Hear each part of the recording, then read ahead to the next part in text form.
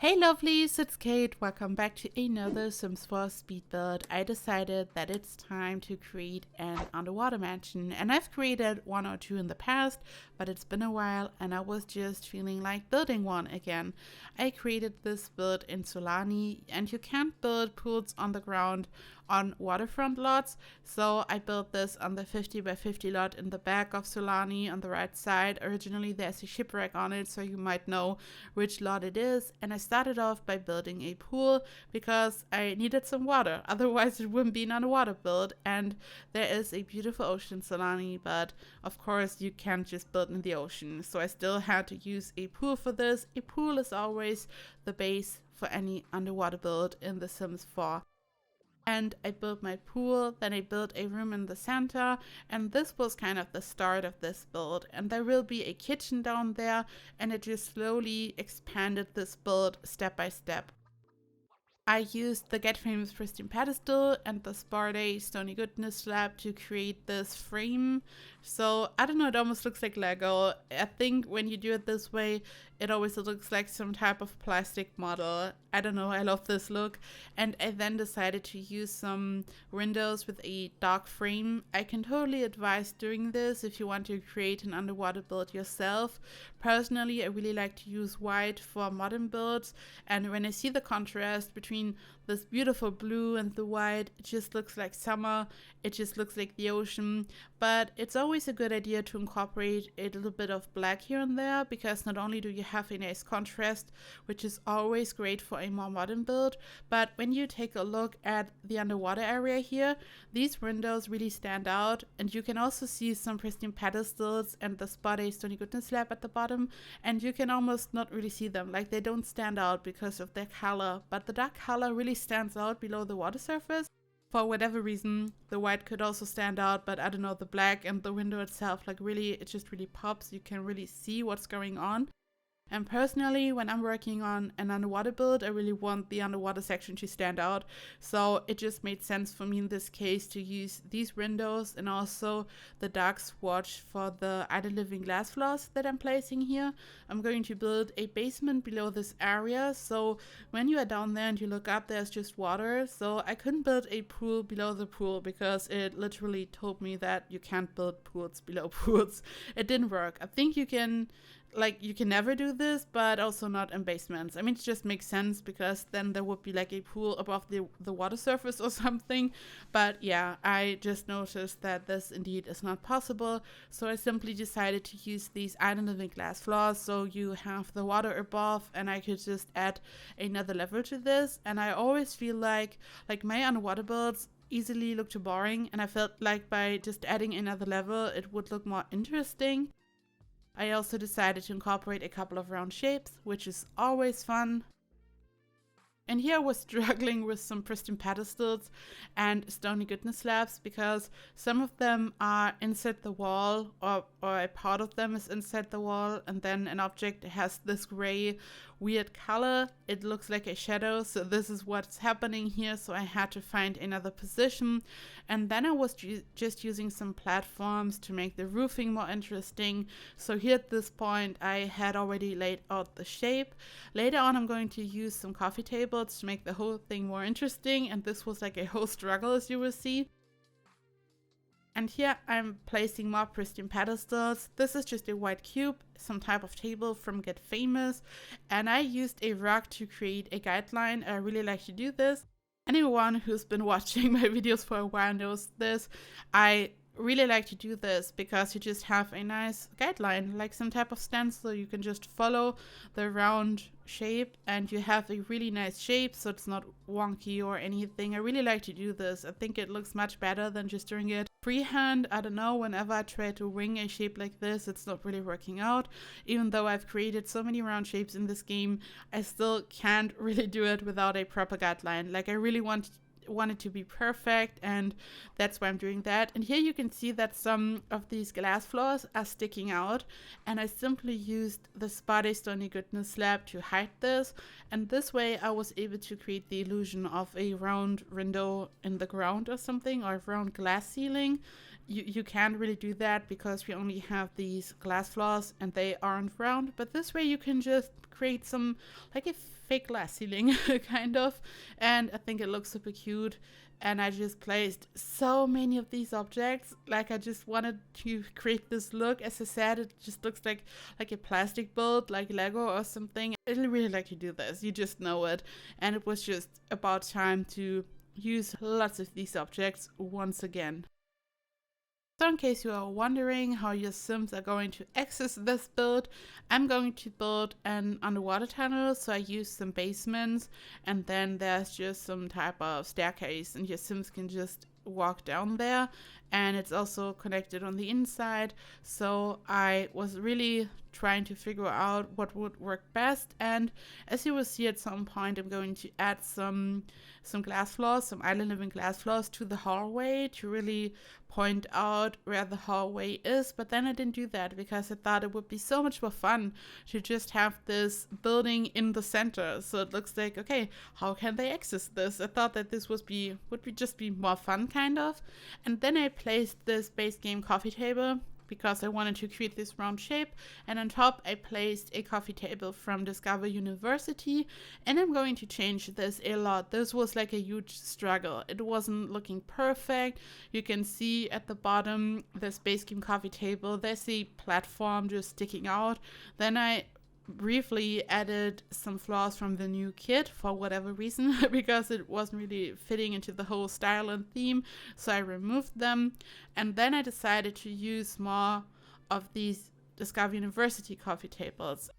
And when you look at the section at the bottom, I was so happy with this. So what I did was I used tool to rotate one table, and then I just combined two of them, and I was able to create this round shape. And then I wanted to do the same at the top, but I just wasn't happy with this. Like I was moving this table around so much, also kind of off camera, like when I wasn't recording, I was trying so many different things. Sometimes you're just not happy with a part of your build, I guess. And then I placed this base game debug object down here. You can just find it in the debug menu, and I placed more pristine pedestals, and in this case I just followed the shape of this specific object, and I wanted to include some corals, just some decoration, just some landscaping, I guess you could say. And in case you own Island Living, you can also take a look at the debug menu, filter by Island Living, and you will find all these amazing corals. So this, I don't know, these are just perfect for any ocean build, mermaid builds and all that. So I placed some of them. I wanted to keep this very clean, modern, minimalistic look, so I didn't want to add too much. And I felt like if I just had one flower bed, I guess it almost looks like a flower bed but underwater. If I just have one flower bed, and when I use the pristine pedestal to have that like this very clear border, then it would look really cute and fun, like a mermaid build or something, but at the same time it's like really clean and not too much. I didn't want to add lots of corals all over the pool. I really wanted them only in one area, so I was really happy with this. And then I expanded the build a bit more. And these windows are from Eco Lifestyle, I think. And you can here once again see how they really stand out. So it's a good idea to use any dark wood swatch or just black, any dark color, or dark gray maybe, just any dark color underwater to have this nice contrast, and it just really stands out. And this here is the hallway that I just mentioned. So I have all my glass floors on top, which is also really nice because down there aren't any windows, which was a bit weird while I was furnishing this. But you have all these glass roofs, this glass ceiling. So there is a lot of light coming into the room from above, which I think is fine. Otherwise it would be a bit weird to not have any windows probably, but I mean this is a really unique kind of out of the ordinary build, so I hope it's alright that there aren't any windows. I also just added some stuff to the outdoor areas. I just want to decorate this canopy or whatever it is from the toddler stuff pack actually. There are lots of weird objects in this pack in my opinion, but this object alone is like really fun. And then I just connected this in the back so your Sims will be able to access this area. I added a huge plant. Again, it makes it look like Lego in my opinion because we have this super fake plastic looking plant, but I wanted to have this clean look as I said, so I thought that it would be perfect. And then I just decorated the exterior more and more. I wasn't sure where to add more of these fake plastic plants. I mean, they totally look fake. Technically, everything in this game is fake. It's just a game, but these plants legit look fake. I then added a roof to this area to make it look more interesting. And when you select a roof and press Shift C on your keyboard, you can access the advanced roof controls, and you will have more of these spheres popping up that you can use to just manipulate the shape of your roof, which is awesome. Then I placed some stairs. I changed the color to white, I think, at least on the interior. And the interior, I just want to give you a little disclaimer. The interior is like hyper modern, almost futuristic. Not the bedrooms really. They look really homey, lived in and cozy. But this area here is like really, really over the top futuristic. And part of the reason is that one of those coffee tables is just inside the room, as you can see here. And it was just giving me some futuristic vibes. So I just decided to embrace this. So the color scheme is like really, really futuristic, just white and black. There isn't any color going on really. So it's like different. The whole build is so different from the outside, the inside. No windows at the bottom, just glass ceilings, water everywhere. Just an underground tunnel so you can enter the build. So if this is not your cup of tea, I totally get that. I just wanted to try something really fun and just different. So I don't know, the next one might be like a regular mansion again. I have no idea what's to come next yet, to be honest, but I just want to build this. And then I couldn't delete this wall, and I have no idea why. Like, I was just trying to delete it, and it wasn't letting me. Later on, I used the room tool to just build a small room, and then I was able to delete the wall. Super weird. Like, there are some glitches in this game, we all know it, but like sometimes you don't know if it's a glitch or if you are doing something wrong. I don't know. And then I used some paintings from City Living. I generally wanted to have this very clean design. And down there you can see the glass ceilings in the background behind the kitchen. This is like a bit weird. When you're standing in the kitchen cooking, you can technically like look down into the bedroom, but I don't know, this is like not super realistic, as I said, so there's like a lot of stuff going on. There was also this weird nook or gap between the coffee table and the kitchen, and I just built another wall there. It looks like a fancy wall divider for some reason. It's really weird, but at the same time, it was kind of working out for me. So I hope that this is all right. I just added a TV, and I tried to create the look of sectional sofas using the Discover University sofas and the Move Objects sheet. But soon we won't have to do this, because in the new game pack, we will have sectional sofas. I'm so excited about this. As I've already announced, I would do some type of let's play, and I also just want to maybe furnish an apartment or something, just using lots of new furniture.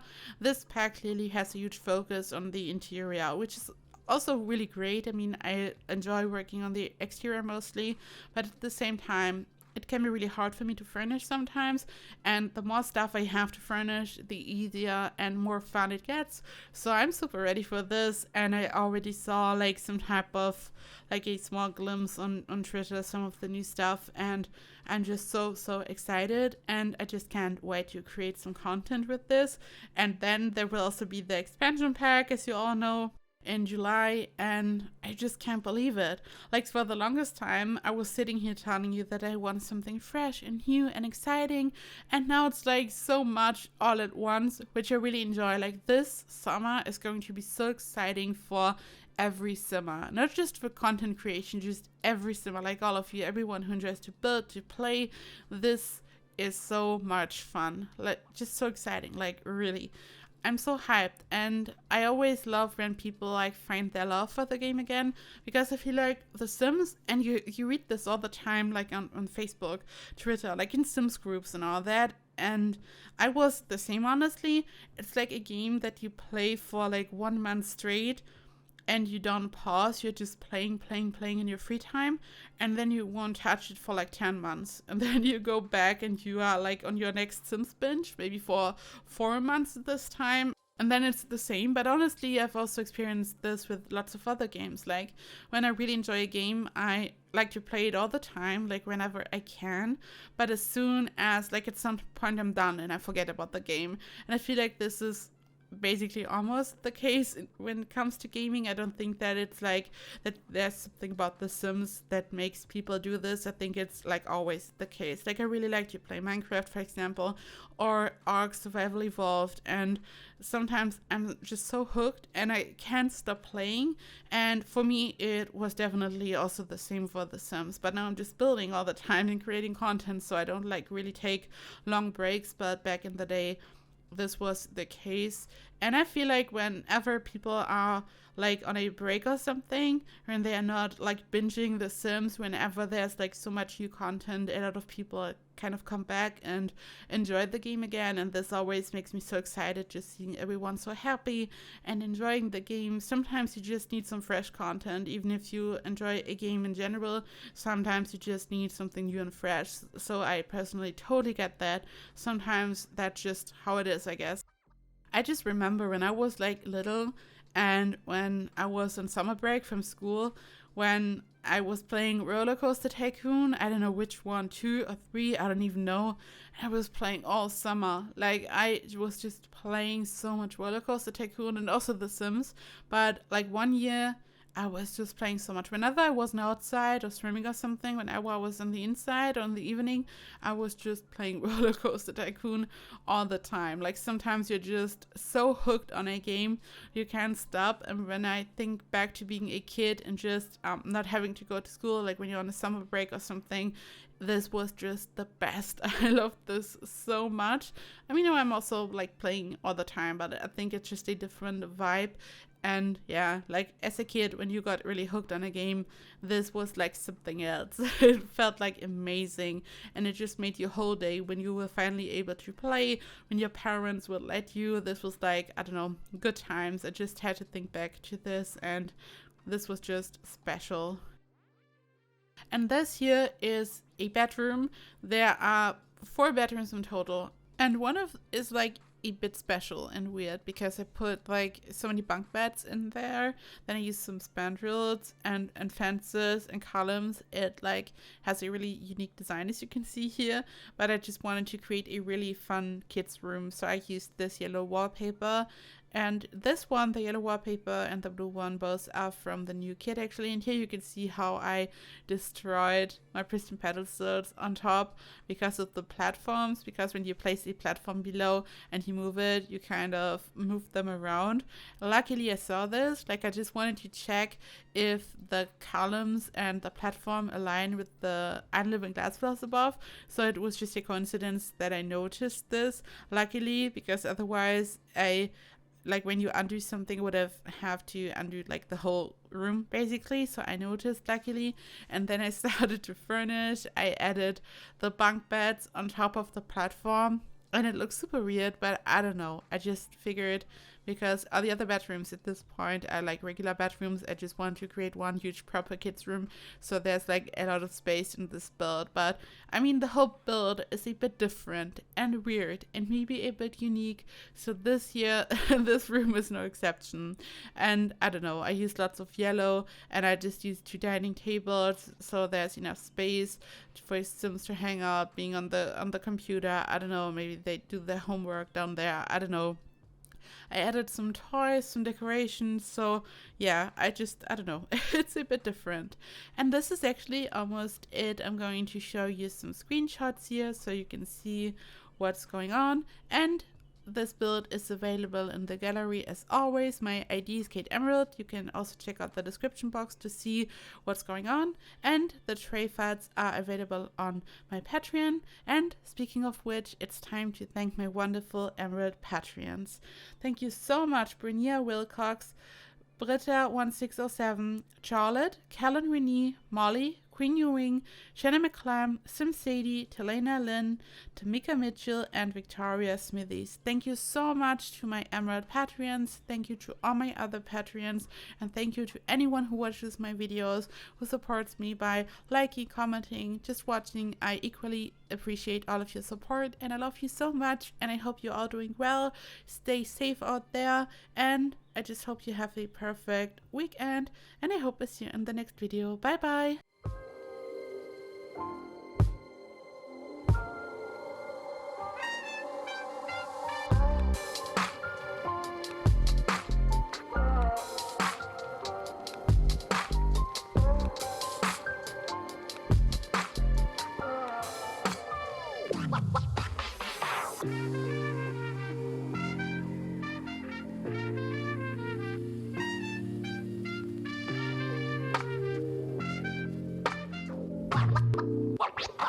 What?